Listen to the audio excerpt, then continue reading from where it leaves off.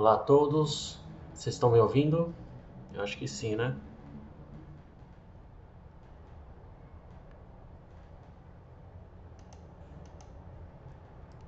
Ok.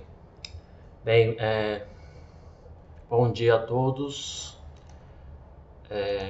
Gostaria primeiro de agradecer à professora Arlene pelo convite, a professora Cíntia também, que entrou em contato comigo.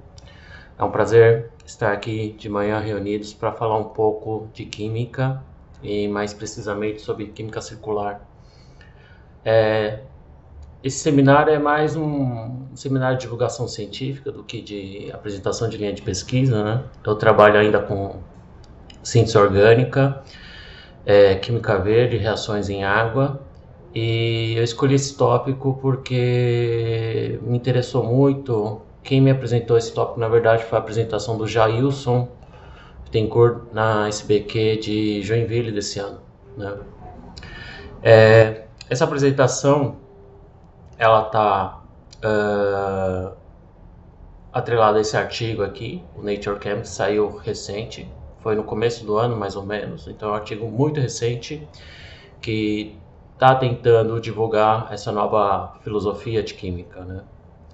E o que ele diferencia a química circular da química sustentável, a química verde, é porque ele acredita que a química circular é uma junção da química verde com sustentabilidade, tá? E antes de falar basicamente o que é química circular, eu acho que é interessante, como essa apresentação vai ser disponível via internet para a comunidade, eu acho que é bom apresentar um pouco da motivação desse novo conceito de química ter surgido recentemente.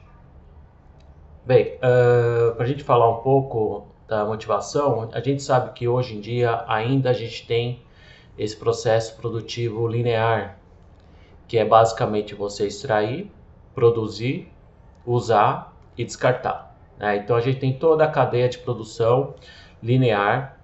A gente começa extraindo recursos naturais, usar matéria-prima, usar ele no processo, virar um produto, o produto é distribuído e depois ele é usado e no final ele é descartado, né? A gente tem vários problemas aqui nesse processo linear. Uma delas é os recursos naturais finitos, né? A gente ainda depende muito dos recursos naturais que são escassos, né? E um exemplo que eu gosto de apresentar para os alunos sobre um item, um produto que todo mundo usa hoje em dia, que é o celular, né? Se você parar para pensar quantos elementos da tabela existe um celular. Foi criada essa tabela periódica um pouco diferente nesse ano, né, pela IUPAC, né? E como 2019 foi considerado o Ano Internacional da Tabela Periódica, eu acho que essa tabela é muito interessante para divulgação e mostrar um pouco da importância dos elementos químicos que compõem a tabela periódica. Se vocês verem aqui, a gente tem vários elementos em verdes, amarelo, um amarelo mais escuro e um laranja, né? E o que significa essas cores aqui, né? O uso das cores é para mostrar a disponibilidade desses elementos na natureza que o homem consegue usar para fazer qualquer tipo de uso, né? E o tamanho aqui dos elementos, você vê que tem tem alguns elementos grandes, como oxigênio, hidrogênio, silício, e outros bem pequenininhos, né? Que isso também está relacionado à abundância relativa na natureza, né? Considerando apenas a crosta terrestre, basicamente. E a gente vê que tem alguns elementos que fazem parte, estão presentes em celulares, e alguns desses elementos estão com risco de escassez, tá? Só pegar só para fazer um parênteses, né? Falar, mas como que alguma coisa pode ser escasso, pode ter o risco de acabar, se a gente sabe que nada se cria, nada se perde, ou tudo vai para algum lugar, né? Então o problema aqui é o problema de dispersão dos elementos. Então quando você extrai esses elementos, usa na cadeia de produção e depois você descarta, distribui e depois descarta, esses elementos que ficam naturalmente concentrados em reservas, eles acabam se dispersando e a recoleta e o reuso fica muito complicado, né? E aproveitando aqui, só fazer um gancho, uma curiosidade, que existe sim um elemento que se perde, né? Então, esse rapaz aqui que todo mundo conhece, ele não está 100% correto, né? E se vocês parem para pensar, o elemento que se perde é o hélio. O hélio, como ele é muito leve, ele acaba saindo da atmosfera, então a gente tem reservas muito limitadas de hélio, e a gente sabe que o hélio está ficando cada vez mais caro, e ele realmente é um recurso finito. É um dos elementos que um dia vai acabar com certeza, tá? Por ele ser leve e ir para a estratosfera e a gente não conseguir reusar o hélio, né? Então, o pessoal que usa hélio para encher bexigas de festas, eu acho que já não é uma boa ideia de fazer mais isso, tá? E o hélio ele é muito utilizado, todo mundo sabe que em ressonância magnética, e o gasto anual para manter um ressonância é muito elevado por conta do uso de hélio líquido, que eu fiz umas contas aqui, está custando em torno de R$ 90 o litro, e a gente precisa de mais de 1.500 litros a cada 3, 4 anos, dependendo se for uma ressonância magnética de imagem. Outra coisa interessante se vocês pararem para pensar aqui, a gente tem galho, prata, índio, alguns elementos, itérbio, cobalto. Eu vou até questionar vocês aqui, quem seria o elemento mais preocupante de todos esses aqui que um dia pode acabar daqui 10, daqui 100 anos, né? Será que é o galho? Será que é a prata, o índio, o itérbio, o talho? Bem, a resposta é o índio, tá? O índio é um dos metais mais preocupantes em termos de disponibilidade. Então, como a gente tem aquele problema da dispersão, tem algumas regiões que ainda tem as reservas naturais, mas o problema da dispersão é muito preocupante. Então, a gente tem que começar a pensar rapidamente em processos de reciclagem e recoleta de materiais eletrônicos, né? Tá? Então, o índio está em toda a tela de smartphone por causa do touchscreen. Ele está disperso hoje em dia no planeta e ele é encontrado juntamente com minérios de zinco. E as reservas vão durar, acredita-se, por mais 20 anos apenas, tá? Isso foi relatado pela Agência Nacional de Energia Renovável, é uma agência americana, que lançou esse documento aqui alarmando sobre o problema do índio. Outro problema que a gente tem também, o pessoal questiona, foi até levantado o tópico do lítio uns anos atrás, a preocupação das reservas de lítio. O lítio está em amarelo, então tem uma disponibilidade limitada, né? E hoje em dia já estão criando técnicas de reciclagem e reuso de baterias de lítio. Então, por enquanto não vou dizer que está ok, mas não está tão preocupante quanto os outros elementos. Mas o problema do lítio é porque, se a gente considerar a indústria automobilística, por exemplo, que usa muito lítio agora por causa dos carros elétricos, foi feita uma conta, se todos os carros elétricos se todos os carros vendidos hoje fossem elétricos e usassem baterias de lítio, a gente teria uma demanda anual de 800 mil toneladas de lítio. Para ter uma ideia de o que seria 800 mil toneladas de lítio, um Cristo Redentor pesa mais ou menos apenas 1.200 toneladas, né? Então a gente vê a necessidade a demanda alta de lítio vai aumentar com o passar dos anos. Outro problema é que a gente tem alguns elementos no smartphone de vocês, no meu, de muita gente, é o estanho, ouro, tântalo, tungstênio, né, e neodímio, né? E a gente tem alguns aqui que estão marcados em cinza. O que são esses cinza? Esses materiais da tabela que estão em cinza são chamados minerais de conflito, tá? Minerais de conflito são minerais que são extraídos em alguns países que estão em conflitos por causa justamente dessas reservas de elementos importantes, né? Então a República Democrática do Congo está em conflito constante por reservas minerais de onde são extraídos estanho, tungstênio, ouro e tântalo, né? E a China, como todo mundo sabe, que é o principal produtor de smartphone, ele importa minérios de vários países, inclusive da República Democrática do Congo, onde tem conflitos armados por reservas naturais desses elementos. E dependendo da procedência desses minérios e dependendo da empresa que faz os smartphones podem utilizar minérios dessas zonas de conflito, dos minerais de conflito. E muitos se fala sobre o que a gente chama desses celulares de marcas duvidosas que podem apresentar componentes que foram usados de zonas de conflito. Então, provavelmente houve trabalho escravo, houve trabalho infantil, houve conflitos armados, houve direitos humanos não foram seguidos. Então a gente tem que tomar cuidado com a procedência desses elementos e principalmente a marca dos celulares também diz bastante coisa, tá? E não só em smartphones, mas muitos componentes eletrônicos, então laptops, computadores, automóveis, eletrodomésticos, eletrônicos, lâmpadas, pode apresentar algum mineral que foi de algum país que está em conflito. Certo? Então a gente viu agora rapidamente alguns problemas dos recursos naturais, não só em termos de disponibilidade, mas em termos sociais também. Outro problema bastante preocupante é quanto ao descarte de materiais. Aqui só uma ideia, aqui a gente tem o rio Citaro, é o rio mais poluído do mundo, a gente acha que é o rio Tietê, mas não é. Tem algumas fotos que eu peguei da internet. Então tem uma pessoa aqui andando no rio, totalmente sujo. Aqui é um rio, parece uma rua, mas é um rio, onde a gente tem uma grande quantidade de lixo boiando. A gente tem até fotos de crianças nadando entre os descartes, os plásticos, material orgânico, vidro, borracha, né, o que for.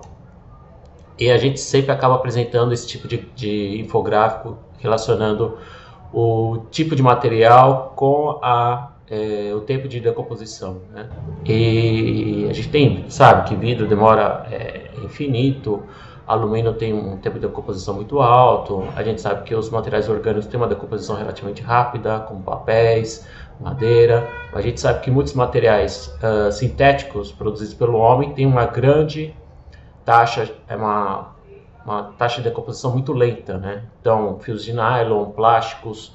E uma coisa que preocupa bastante hoje em dia são fraldas descartáveis. Fraldas descartáveis é um grande problema em termos de composição, descarte e reciclagem. As fraldas descartáveis é um blend de polímeros de vários tipos, então isso já começa a dificultar. A gente tem material orgânico, porque muitas das fraldas possuem na sua composição celulose para dar mais conforto, e a gente tem a matéria orgânica, né, óbvio. Então, como a gente tem essa mistura, muito difícil de manipular e trabalhar, reciclar, o processo de reciclagem fica muito difícil.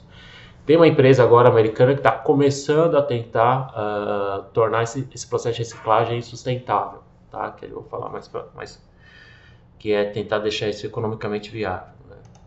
Só para vocês terem uma ideia, a gente gasta, só os Estados Unidos gastam quase 30 bilhões de dólares com descarte de fraldas descartáveis, né? E quase 100% de todas as fraldas acabam indo para o lixo, para o aterro.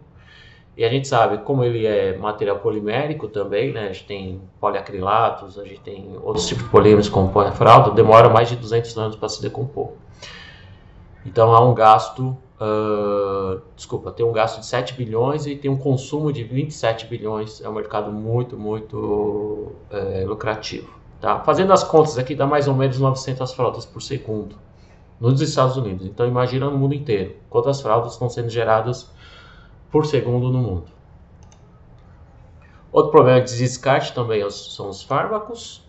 A gente já viu relatos de fármacos na água. As técnicas analíticas estão cada vez mais sensíveis, então a gente está conseguindo detectar ultratraços de compostos na água potável. E a gente sabe, tem um artigo muito interessante do Wilson Jardim, da Unicamp, que ele é um químico ambiental muito, muito conhecido por nós. Ele fez, em 2011, ele coletou água da região de Campinas e detectou a presença de alguns fármacos e de alguns compostos orgânicos bastante preocupantes, né? A gente tem desde aspirina, cafeína, Tilenol, ibuprofeno, diclofenaco, bifitalatos, mas a gente também tem esteroides naturais e sintéticos, tá? E esses esteroides estão presentes, por exemplo, em pílulas anticoncepcionais, pílulas do dia seguinte, né? E a gente também tem, ele conseguiu detectar quantidades ultratraço de bisfenol A também, que a gente sabe que é bem, tem uma toxicidade bastante elevada. A quantidade de ultratraços a gente parece que não é tão preocupante assim, mas uma coisa que o John Warner fez num mini curso que ele apresentou aqui no Brasil no começo do ano, a gente mostra sempre quantidades em escala de 10 a menos 10, 10 a menos 12 mols, né? Seria uma quantidade tolerável, né? Então, retomando aqui, pegando o exemplo aqui, a atrazina, que é um agroquímico muito utilizado, e hoje em dia ele é utilizado já faz muito tempo, né? Ele tem uma concentração limite no Brasil de 1 mg por litro. Então, supondo que a gente toma 2 litros de água por dia, a gente está ingerindo em média 2 mg de atrazina. 2 mg de atrazina, 2 microgramas, desculpa, aqui é 2 microgramas de atrazina, tá errado aqui. É em torno de 0,002. Se a gente converter em mols, dá 10 a menos 9, vai falar, não é quase nada, né? Aí se você calcular em número de moléculas, usando o número de Avogadro, a gente acaba tendo, a gente está ingerindo mais ou menos essa quantidade de atrazina, a gente está ingerindo uma grande quantidade de moléculas de várias coisas, na verdade, né? Se a gente usar o exemplo aqui do levonorgestrel, que faz parte de pílulas anticoncepcionais, pílulas do dia seguinte, foi divulgada uma concentração limite na Austrália, que é nanogramas por litro, então é um limite bem mais baixo, né? E se a gente tomar vamos supor que essa quantidade tem na água potável aqui no Brasil. Se a gente ingerir 2 litros de água por dia, a gente está ingerindo em torno de 1,2 nanogramas de levonorgestrel, então é uma quantidade ínfima em gramas, é uma quantidade muito baixa em mols, mas se a gente converter isso em número de moléculas, é uma quantidade absurda de moléculas. Então a gente tem que começar a mostrar essa preocupação, porque todo mundo está ingerindo esse tipo de composto, seja homem, mulher, criança, idoso, né? Então é algo preocupante. A gente sabe que esses compostos podem apresentar problemas no sistema endócrino, que a gente vai ver mais para frente. O bisfenol A, desculpa, ele está presente em papéis, em tickets de supermercado. Tem um experimento muito famoso que se você corroer o alumínio de latas de refrigerante, você vai ver todo esse plástico em volta aqui, que é basicamente bisfenol A. E tem estudos analisando o refrigerante de quanto o bisfenol A está sendo lixiviado para o líquido. E a gente não sabe exatamente quanto que a gente está ingerindo de bisfenol A, né? Então a gente pode ter problemas no sistema endócrino, do tipo antecipação da primeira menstruação, deterioração da qualidade do sêmen, aumento da incidência de câncer, tudo pode estar atrelado à ingestão de quantidades ultratraços de fármacos na água. Outro problema bastante preocupante, a gente sabe hoje em dia que todo processo, principalmente processos químicos, há a geração de resíduos, né? Não só o descarte depois do uso, mas também a geração de resíduos em processos químicos. A gente sabe que a gente utiliza o fator E para mostrar aos alunos que a indústria farmacêutica, apesar de ela ter uma produção baixa em relação às outras áreas de indústria química, ela é o que mais produz resíduo por quilograma de produto. Então, usando esse fator aqui, que é o fator E, né, E de environment, a indústria farmacêutica produz até 100 kg de resíduo por quilograma de produto, né? Uma quantidade muito grande, tá? E a geração de resíduos é preocupante. E dependendo do processo que você faz, ele pode causar risco à saúde do ser humano. Então a gente também tem que pensar na sociedade também, né?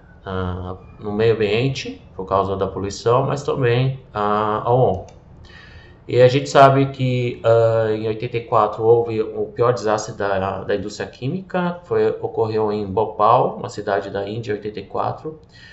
Gosto de mostrar isso aos alunos, o problema desse processo, né, que era na síntese de um biocida, o carbaril. Houve o vazamento de 40 toneladas de metil-isocianato na região, e esse vazamento acabou com 4.000 mortes em um único dia, e em decorrência do acidente houve mais 27.000 mortes e 500.000 afetados. O metil-isocianato é muito tóxico. A partir de 0,4 ppm, que é uma quantidade muito baixa, ele já é considerado tóxico para o ser humano. E a partir de 21 já é letal, então você já pode morrer a partir dessa quantidade. Tá? Então esse acidente foi notícia na época, causou grande preocupação e isso também acabou prejudicando a imagem da indústria química ainda mais. E essa rota, não só por causa desse composto que era tóxico, mas a rota, o processo industrial também é muito prejudicial para o meio ambiente e para o homem, né? Se você reparar aqui no processo da síntese desse biocida, a gente tem o uso de fosgênio. Fosgênio era uma arma química na Primeira Guerra Mundial. A gente tem o uso de metilamina, que é inflamável, né? A gente tem o isocianato, que é muito tóxico, e a gente também tem o naftol, que também tem uma toxicidade, pode causar até insuficiência renal, dependendo da concentração. Então aqui a gente tem um problema de reagentes intermediários, que são tóxicos, e a gente tem um processo inteiro aqui que também não é muito favorável para a produção desse composto orgânico. Outro problema também de produtos ou reagentes perigosos aconteceu recentemente. Esse é um dos acidentes mais impressionantes também, que já ocorreram por causa de compostos químicos, que aconteceu na China em 2015. Deixa eu voltar aqui. A gente tem aqui a zona portuária de Tianjin, na China. Aqui tem um pátio de vários carros que provavelmente são exportados. A gente tem alguns prédios que trabalham na logística. A gente tem alguns containers aqui no fundo. E houve um acidente que causou a explosão. E você vê aqui todo o pátio, todos os automóveis destruídos, uma pilha de containers empilhados, os prédios literalmente destruídos, né? Então foi um acidente muito de grandes proporções, né? Morreram 173 pessoas nesse acidente, 304 prédios foram danificados, destruídos mais de 12.000 carros, 7.000 containers foram destruídos e deu um prejuízo de mais de $1 bilhão esse acidente, tá? E qual que foi a causa desse acidente? Nitrato de amônio, né? Nitrato de amônio utilizado como fertilizante na indústria de fertilizantes, mas a gente sabe que o nitrato de amônio é explosivo, e a explosão desses 800 toneladas de nitrato de amônio, 800 toneladas, causou esse estrago todo aqui. Na verdade, não foi só o nitrato de amônio, parecia que acredita-se que tinha algum outro componente que ajudou a causar essa explosão. Tá? Então esse também é outro exemplo de você manipular produtos perigosos. A gente também tem acidentes domésticos também causados por compostos químicos, né, substâncias químicas, e quem está no top aqui nos Estados Unidos, por exemplo, nessa época, foi feito estudo qual que é o reagente químico que mais causou acidente, monóxido de carbono, por causa dos sistemas de aquecimento, né, aquecimento de casas, que a pessoa usa bastante gás encanado para aquecer as casas, e a gente teve alguns acidentes, principalmente aqui em Santo André, teve um agora recente, por causa do monóxido de carbono. O monóxido de carbono ele é inodoro, a gente não tem cheiro, ele se liga fortemente ao ferro do grupo M da hemoglobina, ele tem uma tendência a se ligar mais fortemente a hemoglobina do que o oxigênio, e a gente acaba sendo intoxicado por causa disso, né? E a gente acaba indo a falecer. Bem, eu mostrei aqui alguns exemplos dos problemas de recursos naturais, os problemas de descartes, problemas de processos, problemas de resíduos, né? E a gente tenta sempre aprender a partir desses erros cometidos pelo homem, né? Mas o ideal é não ter que aprender, né? Não esperar o erro acontecer para depois aprender. E aí surgiu o conceito de química verde, que acredito que seja de conhecimento de todos, né?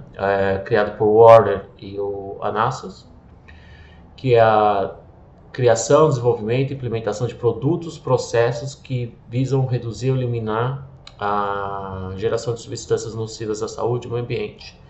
Então, a Química Verde está focado muito em meio ambiente e ao homem, né? Eu peguei alguns exemplos aqui para a gente conseguir fazer um link de Química Verde com sustentabilidade, tá? Esses 12 princípios da Química Verde é de conhecimento da maioria, acredito eu. Não convém agora falar de um por um, mas eu gostaria de pegar um exemplo aqui que foi publicado na Science pelo Noyori, né, prêmio Nobel, que foi a síntese verde do ácido adípico, que é esse composto aqui, que é monômero da fabricação de nylon, a partir do ciclo hexeno, sem solvente e usando peróxido de hidrogênio como principal agente oxidante, né? Então aqui é um processo de uma reação de oxidação, usando basicamente água oxigenada e um sal de tungstênio, a gente consegue chegar no ácido adípico de uma forma bem que ele alega ser verde, né? É realmente verde, ele não usa solvente, então segue alguns princípios da química verde. Ele evita o uso de ácido nítrico, que seria o processo industrial, né? O ácido nítrico, nesse processo, forma N2O, que é muito tóxico, certo? Mas aí vem a pergunta, será que ele é sustentável? Né? E a resposta é não, não é sustentável. É verde, mas não é sustentável. Por que não é sustentável aqui no caso? Ele não é sustentável porque esse composto aqui, a oxigenada, ele é mais caro que o próprio ácido adípico, que é um commodity utilizado na síntese de nylon, né? Então, o fator econômico que faz parte da análise de sustentabilidade, como ele não atende a fator econômico, acaba não sendo sustentável, tá? E aí a gente faz o gancho para a sustentabilidade. Outro exemplo de um processo que a gente tem um aspecto verde, mas não é tão sustentável, é o processo Haber-Bosch. O processo Haber-Bosch que a gente dá em aulas de química geral, né, química inorgânica, processos industriais. A gente sabe que a amônia é super utilizado para a produção de fertilizantes, ácido nítrico, processo Solvay, mineração, fármacos, indústria de papel, tem muitas aplicações.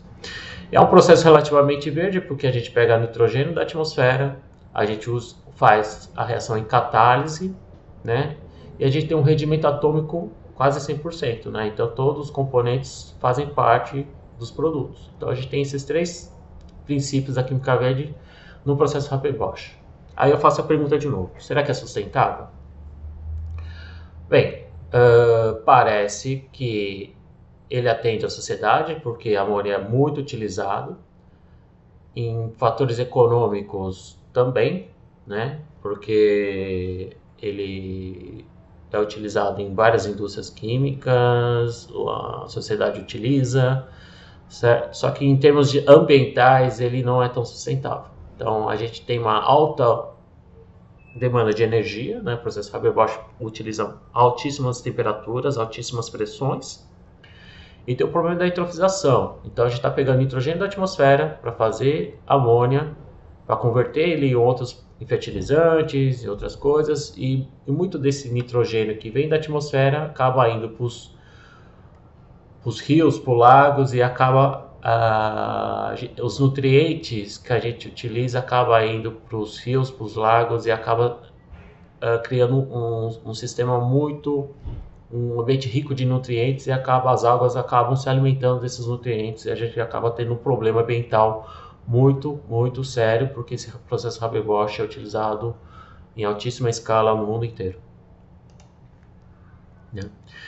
Então, o que que precisa? Então, a gente viu alguns exemplos de processos verdes, que em alguns casos atendem meio ambiente e sociedade, mas a gente tem que levar em consideração agora os termos econômicos, que é o que falta em alguns processos de química verde, né?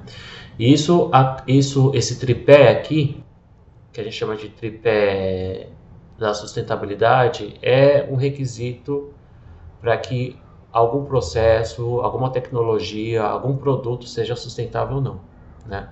E eles têm que estar intimamente conectados.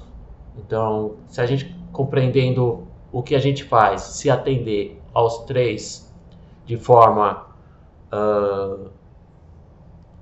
conjunta, né, tem grande chance de ser sustentável. Então, se ele atender a essas três partes, grandes chances de ser sustentável.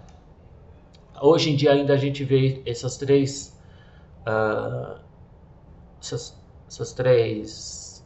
áreas aqui de maneira separada, né? Então a comunidade vê a economia separada da sociedade, separada do meio ambiente. E o pessoal fica batendo cabeça, né? Então a gente vê economistas tentando resolver o problema de empregos, que a gente sabe que é um problema que precisa disso aqui junto. A sociedade clama por melhores serviços de saúde, moradia. A gente sabe que isso aqui depende da economia, depende do meio ambiente para isso acontecer.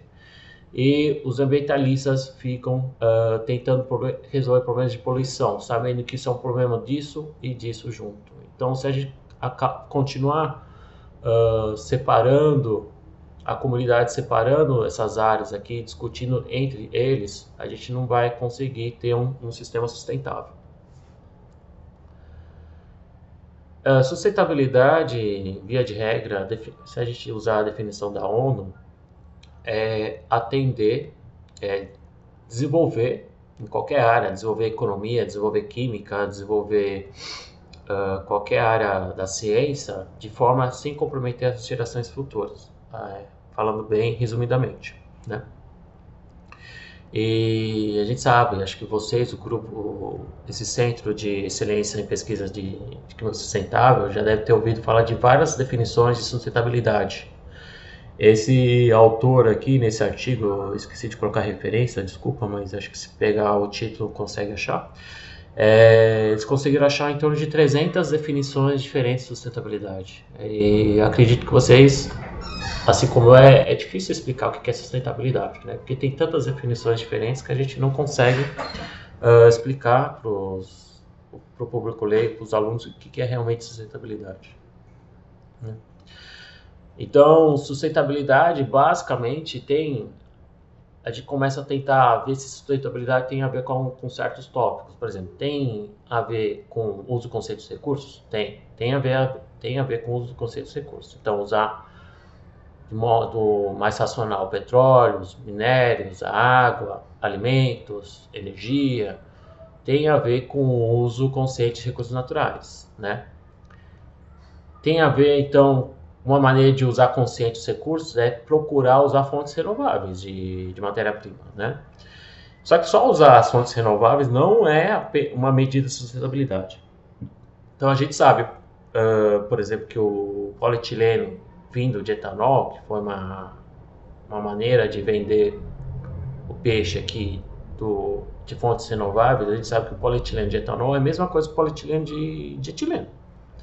Então não adianta você usar fontes renováveis, alegar que você está fazendo um processo sustentável, se o produto mais para frente vai ter a mesma composição, a mesma degradabilidade. Então a gente está meio que mascarando aqui parte do processo. Então a gente está escondendo que aqui lá na frente, quando a gente descartar esse produto, a gente vai ter o mesmo problema de usar o polietileno vindo do petróleo. A sustentabilidade tem a ver com o meio ambiente? Não só com o meio ambiente. Tem a ver com pobreza, com fome, com saúde, educação, mudanças climáticas, saneamento. Então não tem a ver só com isso aqui, não. Tem a ver com isso e com isso aqui. Economia e sociedade. Tá? Então, e sempre os três andando juntos. Tá? Sustentabilidade tem a ver com comportamento, postura verde? Depende do que você entende o que é ser verde, né? Então, no linguajar mais comum, ser verde, vamos pegar um exemplo, sei lá, alimentação orgânica. Alimento orgânico, alimento geneticamente modificado, por exemplo. Se a gente não tivesse alimentos geneticamente modificados, a gente não atenderia a fome, a fome no mundo ia estar pior, né? Então, graças aos alimentos geneticamente modificados, a gente conseguiu atender parte da sociedade, certo? Então, sustentabilidade, se a gente precisa criar um mundo que atenda, que forneça alimento para todo mundo, infelizmente a gente teve que recorrer aos alimentos geneticamente modificados para atender a sociedade. Então, se você acha que ser verde não é ingerir alimentos, consumir alimentos geneticamente modificados, aí talvez não seja verde nesse sentido. Não sei se eu consigo passar a informação. Tá? Sustentabilidade tem a ver com reciclagem? Depende também. Então, depende do que você está reciclando, certo? Então, é sustentável para alumínio, por exemplo, porque a economia energética na reciclagem de alumínio é muito alta. Só que para vidro, para PET, garrafas PET, por exemplo, talvez não seja tão sustentável. No caso do vidro, a gente gasta quase a mesma energia, o input de energia para se a gente tivesse que fazer o vidro do zero. Então, será que realmente é bom reciclar vidro? Não sei. No caso de garrafas PET, quando você recicla PET, você tem uma outra composição e o pessoal usa PET para outras coisas. Você não pode usar mais PET para alimentação, por exemplo. Aí você mistura usa esse PET para fazer camiseta, por exemplo. Camiseta, usa para fazer vestuário. E depois que você usa essa camiseta, será que dá para reciclar de novo? Não dá. Porque essa camiseta foi misturada com algodão, com outro componente, a gente fez um blend e esse blend fica mais difícil de reciclar de novo. Tá? Então depende muito. Sustentabilidade é cara?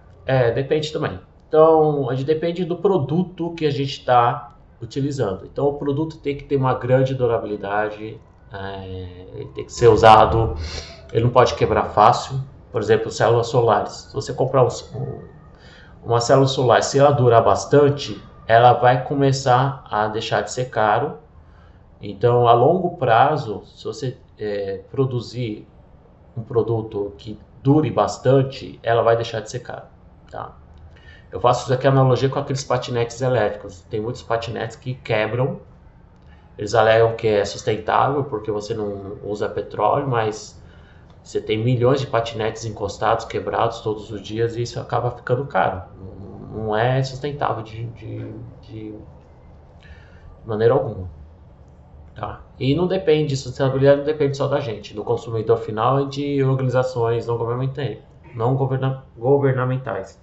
Ela depende dos governos, então depende de políticas de redução, então precisa de algo mais formal para que algo sustentável seja aplicado e seja usado, né? Então a gente está chegando finalmente numa definição de química circular. Né? A economia circular basicamente é fazer o que a gente costuma fazer no processo linear e tentar fechar o loop aqui, né? Então tentar regenerar usar o resíduo como matéria-prima de um outro processo. Não precisa ser o mesmo processo, mas a gente precisa fechar esse ciclo aqui. Não parar aqui e começar de novo, tá? Então, basicamente, a gente precisa usar, obviamente, com consciência as matérias-primas, a gente precisa inovar no desenvolvimento de novos produtos, novos processos, e os produtos obtidos a gente tem que ter o uso massivo, reutilizar ao máximo. Se quebrar, a gente tem que reparar, então o produto tem que ser o mais robusto, tem que ter uma durabilidade boa, e se não for durável, a gente pode tentar reciclar, e se no caso, se a gente não conseguir reciclar para voltar aqui, o produto tem que ser usado como matéria-prima de um outro processo. Então esse seria o princípio da circularidade aqui em termos de economia. Né? Se a gente considerar o processo químico, a gente basicamente tem um processo linear ainda, a gente tem recursos naturais, a gente sai com reagentes químicos, a matéria-prima, a gente transforma essa matéria-prima, esses reagentes químicos em produtos químicos que são, e junto com essa transformação a gente gera resíduos. Como que a gente poderia tornar isso mais circular, né? Usando fontes renováveis, claro, a gente pode usar como reagentes químicos fontes renováveis de matéria-prima, como a biomassa, CO2, nitrogênio. A gente pode usar água como solvente, tá? Então é uma forma de circular, deixar isso mais circular, pelo menos nessa parte aqui. A gente pode deixar isso mais circular se o produto químico de um processo ser utilizado como reagente em outro processo de uma outra indústria, né? Então isso acontece muito com química fina, com indústria petroquímica, né? Isso já existe, né? Isso aqui não é novidade. Mas se um produto químico de um processo, ela pode ser utilizado como a gente pode tentar reciclar esse produto químico em outro processo também, né? E tentar tornar esse produto químico mais reutilizável possível. Então, deixar, ao invés de a gente descartar, reusar ele o máximo que a gente puder. Tá? Isso acontece muito com produtos eletrônicos, então, e equipamentos. Então, tentar reusar ele de uma maneira, quebrou, a gente tenta consertar e reusar. Também isso faz parte da economia circular aqui na química circular. E o objetivo principal nosso é evitar o máximo da formação de resíduos. Então, se a gente está formando muitos resíduos e a gente quer evitar a formação de resíduos, é o momento da gente parar e repensar ou redesenhar o processo, né? De que maneira a gente pode... Eu peguei alguns exemplos de como a gente pode repensar de maneira que a gente tem que evitar a formação de resíduos. Mudar o processo. Então a gente tem aqui química em fluxo, que está muito em alta hoje em dia, técnicas one pot, então processo que você faz várias reações num único frasco de reação também é uma maneira de você evitar a formação de resíduos. Melhorar a catálise, biocatálise, organocatálise, né, catálise metálica, né, então metodologias de reação, talvez seja uma maneira de a gente estar circularizando essa parte aqui do processo, diminuindo a formação de resíduos, tá? Então, se a gente tem produtos com um rendimento muito baixo no processo, também isso aqui pode auxiliar a melhorar, a repensar de como que você está fazendo essa reação e deixar a reação com um rendimento maior, diminuindo a formação de resíduos, tá? E os resíduos, a gente tem que acho que isso aqui é a premissa básica da química circular, é usar o resíduo de algum processo como reagente em algum outro processo químico diferente. Então, pegar o resíduo, ao invés de a gente descartar esses resíduos, usar ele como reagente de um outro processo. Não só que tipo de resíduos a gente encontra no processo químico, solventes, catalisadores, né? Subprodutos, e esses subprodutos devem ser considerados como matéria-prima de outro processo. Tá? E os autores dessa revista aqui, do artigo de onde peguei sobre química circular, acabou, da mesma maneira com química verde, acabou criando os 12 princípios da química circular, né? E o princípio 1, que eu acho mais importante, é coletar e usar resíduo. Certo? É a premissa básica aqui, o resíduo como matéria-prima de outro processo, tá? Então é deixar isso mais ou menos dessa maneira aqui, tá? A gente tem outros aqui que tem muito a ver com química verde, então economia atômica, aumentar a eficiência, toxicidade zero,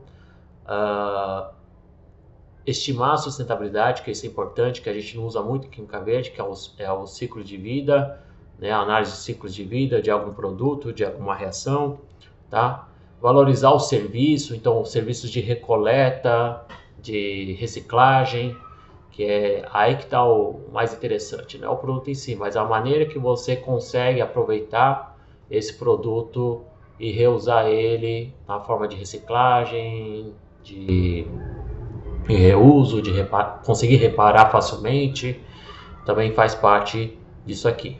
Tá?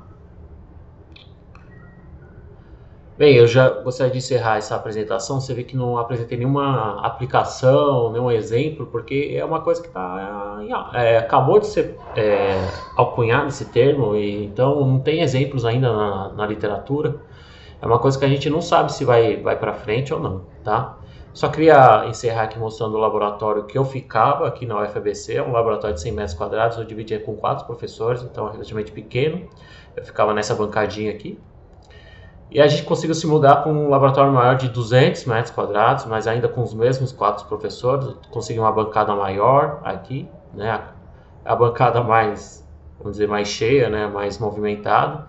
A gente tem um espaço muito grande para equipamentos. Eu estou aqui agora falando aqui para vocês nessa salinha, né? Gostaria de agradecer então novamente ao Centro de Excelência para a Pesquisa em Química Sustentável, a professora Leine, a professora Cíntia, o professor Humberto. Agradeço a atenção de vocês, tá? Agradeço a FAPESP e a GSK, acho que por estar auxiliando nesse webinar. E eu gostaria de dedicar essa apresentação ao professor Rodrigues, memória da Unicamp. Tá? E mais uma vez agradeço a atenção de todos. Obrigado, bom dia a todos vocês.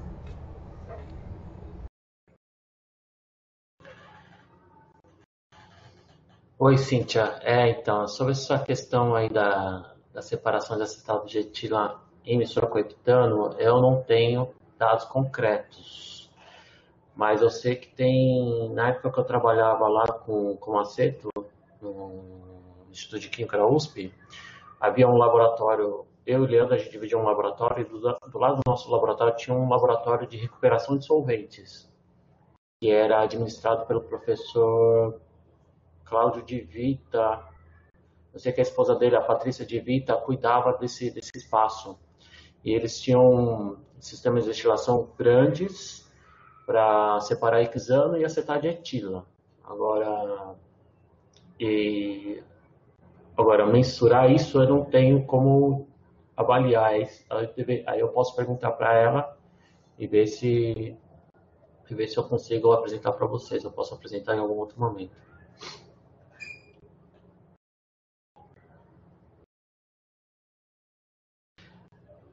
O Zé Augusto é uma pessoa muito.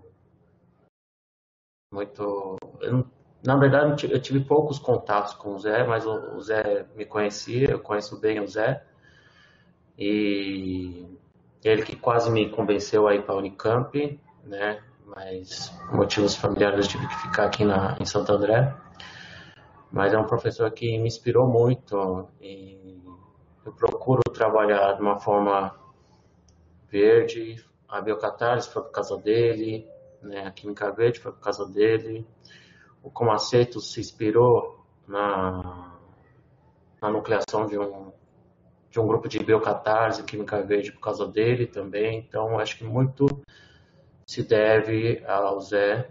Ele foi muito inspirador para a gente. Então, assim que eu tiver algum. Eu vou até entrar em contato com a Patrícia e vou ver se ela tem algum material que ela pode te ajudar. Uma forma. Eu acho que é mais. O que eu posso dizer sobre esse lance da reciclabilidade, eu acho que depende muito da escala, viu? Então, ele pode ser sustentável dependendo da escala e de como que tá também se é uma mistura de acetato de etilcaptano, né?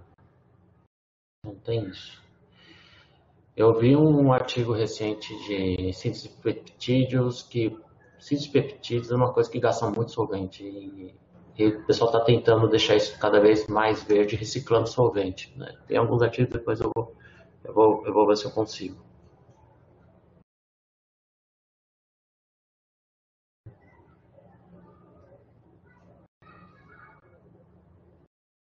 Obrigado, Cíntia. Obrigado pela participação. Tem uma galerinha boa aqui participando no webinar. Agradeço a todos aí. Quem tiver dúvidas, acho que dá para baixar direto aqui do RNP, né, o PDF. Fica à vontade. Quem tiver dúvidas de artigos, referências, pode entrar em contato comigo.